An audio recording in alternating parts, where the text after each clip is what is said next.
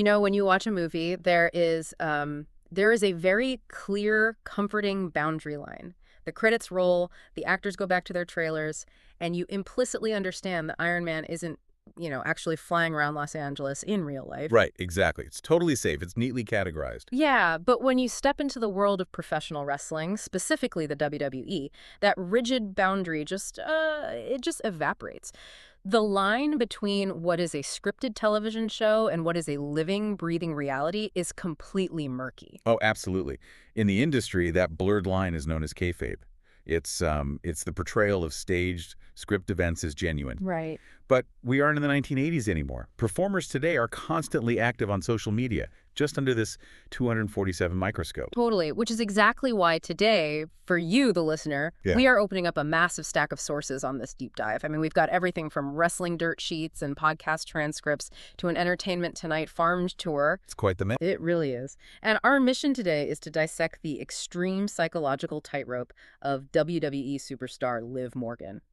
We are separating the verified facts of her romantic life from the absolute wild fiction. Because maintaining the illusion of kayfabe while simultaneously, trying to protect a semblance of a normal private existence, it creates a massive psychological burden. Mm-hmm. And Liv Morgan is kind of the ultimate modern case study for this. Right, because she is notoriously private. Exactly. In a highly engaged fandom like wrestling, when a star intentionally withholds personal information, they create a vacuum. And that vacuum has led to an absolute frenzy of internet speculation. Okay, let's unpack this, because to understand the mechanics of why Liv's current romantic life is shrouded in such intense mystery, we have to look at the collateral damage of her past. Yeah, we have to rewind a bit. Right, her most public real-life relationship wasn't a storyline at all. It was incredibly messy, and it ended in a very public disaster. It did. To set the baseline context here, we have to go back to before Liv Morgan was a global superstar. According to her own accounts, she met fellow wrestler Enzo Amore while she was working as a waitress at a Hooters in New Jersey. Wow, really? So just completely before she broke into the industry. Yep, she was a lifelong wrestling fan. She grew up a tomboy with 4 older brothers, completely idolizing the WWE. And Enzo was already navigating the developmental system at that point. Oh, I see. So he kind of showed her the ropes. Basically, he essentially helped open the door for her to get an opportunity in the business.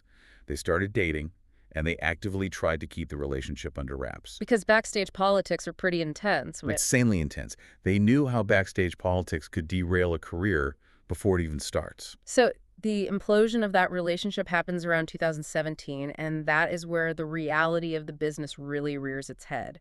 From the sources, it seems like it was driven by a classic brutal shift in power dynamics. Yeah, you hit the nail on the head.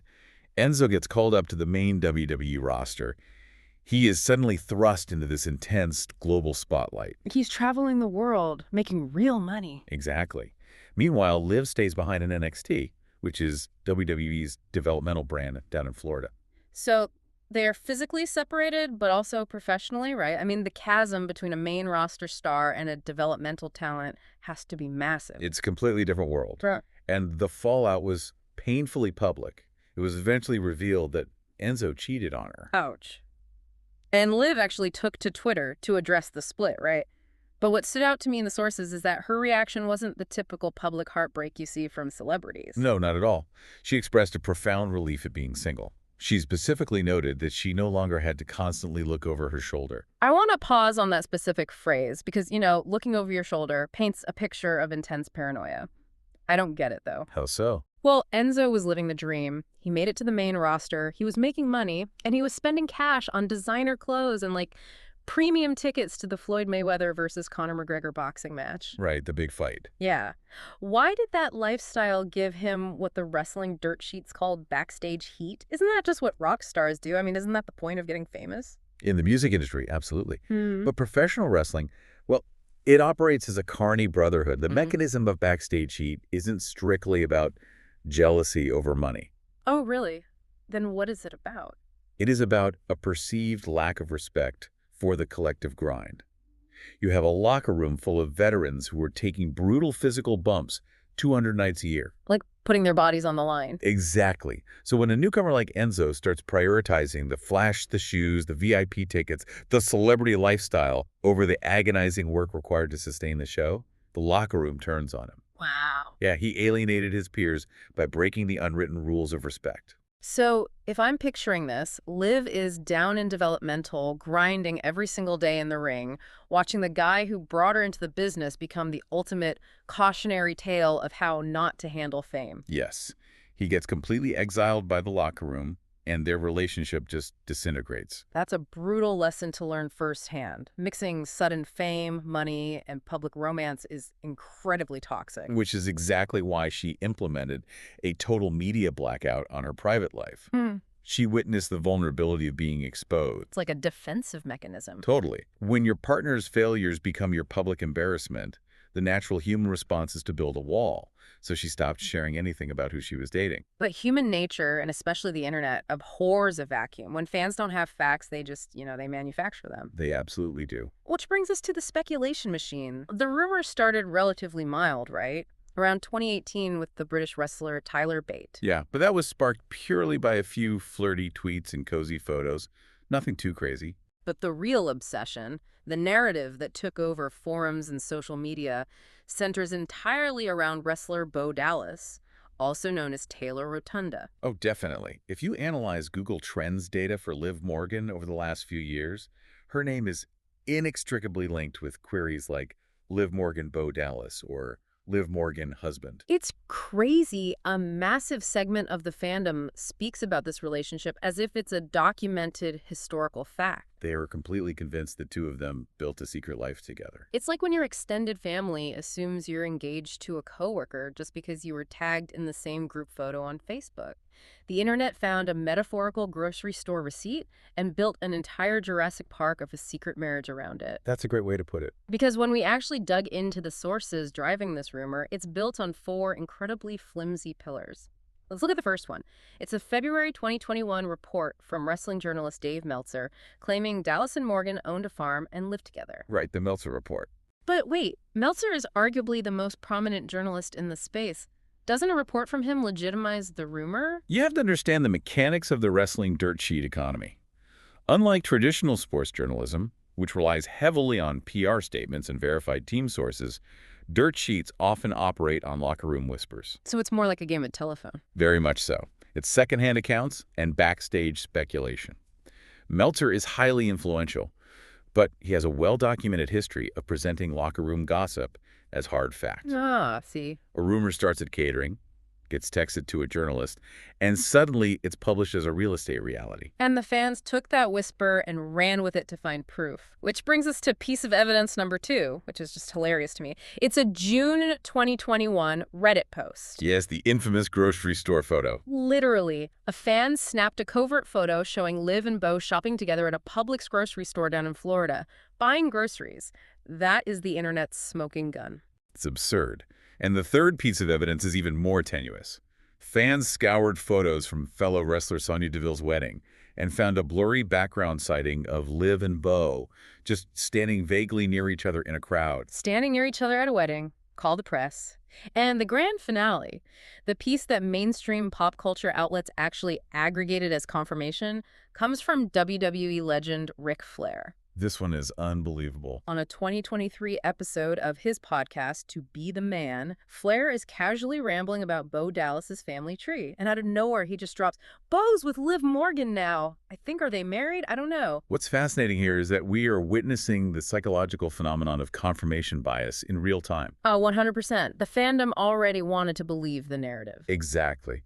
So they took a speculative newsletter report, a trip to Publix, a blurry wedding background, and a rambling quote from an older wrestler who literally ends his sentence by admitting he has no idea what he's talking about. Are they married? I don't know. Just incredible journalism. And they fused those four completely circumstantial data points together, and the internet just concluded they were secretly married. And because this echo chamber operates without any actual pushback from Liv herself, the vacuum of facts doesn't just stop at marriage rumors, it spirals into absolute absurdity. It gets really dark. Yeah, fans started circulating entirely baseless narratives claiming that a top AEW star, MJF, had impregnated her. Or others claimed she was secretly cheating on Bo Dallas. The fans essentially wrote a soap opera fan fiction and projected it onto a real human being who was just trying to do her job. It's wild. Imagine you are in her shoes. You're constantly traveling to 200 cities a year. You are battered and bruised from performing. Just physically exhausted. And every time you open your phone, millions of people are intensely debating the intimate details of a fabricated life you aren't actually living. The psychological toll of that relentless surveillance is staggering. So she builds this literal fortress. The irony of all these rumors about her sharing a secret love nest with Bo Dallas is completely shattered when you look at the reality of her living situation. The farm tour was very revealing. Right. An Entertainment Tonight crew recently did an exclusive tour of her property in Florida. The reality is that this farm isn't some shared romantic getaway. It is a fiercely independent sanctuary. It really is. It's a 7.25-acre property, complete with its own creek, tucked away in the Florida swamps. Oh, swamp life. Yeah, she explicitly stated on the tour that she bought it to serve as a stark, jarring contrast to the hustle, the neon lights, and the screaming arenas of her decade-long WWE career. She just wanted absolute peace and quiet. And she filled that quiet with a literal menagerie of animals that she cares for herself. No. Like she has 5 chickens, including 2 she proudly named Ginger and Sansa. Their names. Seriously. 2 cows, a pig, 2 cats, and 2 dogs. The only living things out there that care about her are animals that don't know what Twitter is. That's probably the best part for her. Definitely. But the most revealing part of this entire farm tour is what she did to the garage. Oh, the garage setup is incredible. She completely retrofitted it. She put up drywall over the retracting doors to seal it off and installed a full-sized official WWE wrestling ring right inside. So she is out in the garage, repping out her signature move, the Oblivion, just steps away from a chicken coop. Yep, using the ropes to rebound and everything. And right next to this ring, she has a closet packed with action figures of herself, video games she's featured in, and her WrestleMania gear. A whole shrine to her career. So my question for you is, do you think this intense physical isolation, buying 7 acres of swamp, filling it with animals, building a private training facility surrounded only by monuments to her own achievements, is that a direct psychological response to the invasive rumors? Like, is she building a fortress to keep the world out? It absolutely is a fortress, both physically and psychologically. When your public life is defined by constant scrutiny and total loss of privacy, exerting absolute control of your private environment becomes a survival mechanism. Wow. That makes so much sense. She cannot control the dirt sheets or the Reddit threads, but she can control those 7.25 acres. It is the only space on Earth where she gets to dictate reality. Here's where the contradiction becomes jarring, though. She spends her real life hiding behind a 7-acre wall in the swamp, fiercely guarding her privacy. Yet on television, her entire character relies on weaponizing her sexuality and her romantic life. It's a huge dichotomy. How does someone reconcile those two extremes? To pull off being the ultimate seductress on TV while protecting a private life, that requires boundaries of steel. If we connect this to the bigger picture, the WWE has always leveraged romance for cheap, visceral heat from the audience. Liv has navigated this for years. Oh, for sure. We saw her do it back in 2019 when she crashed the on-screen wedding of Bobby Lashley and Lana, right? Exactly. She claimed she had a secret affair with the bride, but her absolute magnum opus of on-screen romance has been her massive storyline with Dominic Mysterio. Oh man, Dirty Dom. Dirty Dom. The narrative was beautifully complex. After legitimately injuring her real-life and on-screen rival Rhea Ripley at WrestleMania 40, Liv spent months systematically seducing Dominic, who was Ripley's on-screen love interest. Just total psychological warfare. Absolutely. She stole her rival's championship title, and then she stole her man. This culminated at SummerSlam 2024, where Dominic betrayed Ripley, helped Liv retain her Women's World Championship, and sealed it with a deeply passionate, very public kiss. The crowd lost their minds. They instantly became WWE's most featured power couple. But here's where it gets really interesting, because we have to talk about Dominic's real life to understand the sheer mental gymnastics required from everyone involved in this storyline. Fascinating. In reality, Dominic Mysterio married his high school sweetheart, Marie Juliette, in March of 2024. They have been together since they were 14 years old. A lifetime. Yeah, and because fans blurred the lines of kayfabe so badly, Dominic was actually booed by fans at his own real-life wedding. It is a stunning example of the fandom entirely losing the plot. They were projecting the villainous Dirty Dom character onto a private citizen's wedding day. But how Marie Juliette handles this environment is the real revelation. Yes, Okay, so Dominic recently went on Logan Paul's Impulsive podcast and revealed how his wife reacted right after that massive controversial kiss with Liv at SummerSlam. The timing of this is just perfect. He gets back to the locker room, checks his phone, probably expecting some kind of reaction to him making out with a beautiful coworker in front of 50,000 screaming people, and her text just says, "There's a tarantula in our garage." The level of emotional maturity and compartmentalization required to send that text is staggering. It breaks my brain. "Hey, great job kissing Liv Morgan on global television. We have a massive bug problem. Please grab some Raid on your way home." She completely separates the character her husband plays on television from the man she married. But Liv Morgan is acutely aware of how rare that level of security is. In a January 2025 appearance on the Pod Meets World podcast, Liv finally put the rumors to bed. She explicitly confirmed she is single. A huge moment for the fandom. Yeah, but she laid out the grim reality of her job. She noted that it would take a really strong, secure man to date her, knowing she goes to work every week to be incredibly intimate with an on-screen boyfriend. The level of trust required is monumental. And honestly, most people simply don't possess it. Which brings us to the definitive, conscious choice she has made about her romantic life as we sit here in 2026. Recognizing that the standard required to date her is practically impossible, she has stopped trying to force it. She laid this out perfectly in a February 2026 interview on Bradley Martin's Raw Talk. Right. Martin asked her what she has sacrificed the most for her career.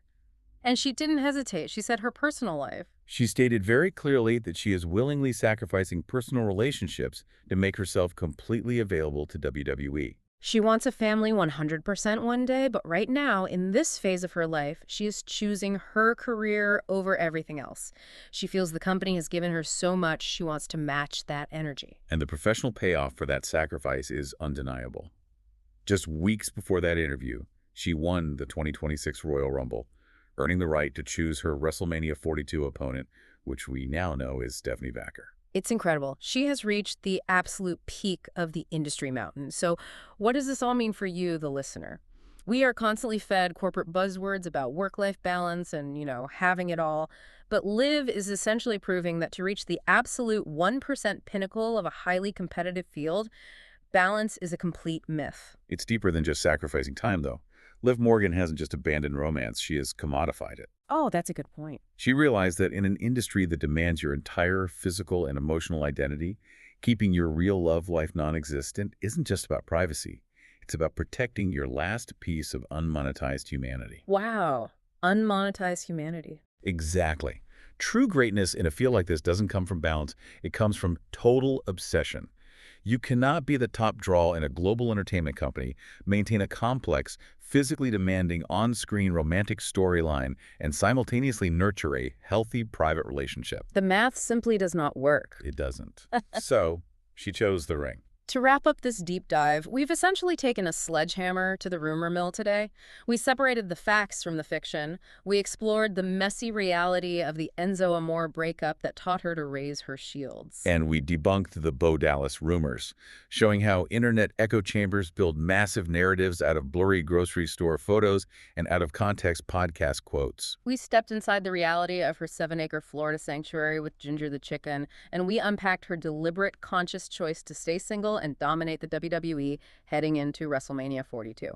As we close, I want to leave you with a final thought to mull over. We live in an era where fans constantly demand authenticity and behind-the-scenes access from our favorite entertainers. We feel entitled to know everything. We really do. But when performers like Liv Morgan spend their nights creating completely fabricated, emotionally manipulative on-screen romances for our entertainment, does our relentless obsession with uncovering their real private lives actually force them to build higher walls? In our selfish demand to feel closer to them, are we actually forcing them to become more isolated and lonely in the real world? Are we the reason the fortress has to be built in the first place? That is a heavy, fascinating question to chew on. Thank you so much for joining us on this deep dive. Keep questioning the narratives you read online. Remember that a trip to Publix is usually just a trip to Publix, and we will catch you on the next one.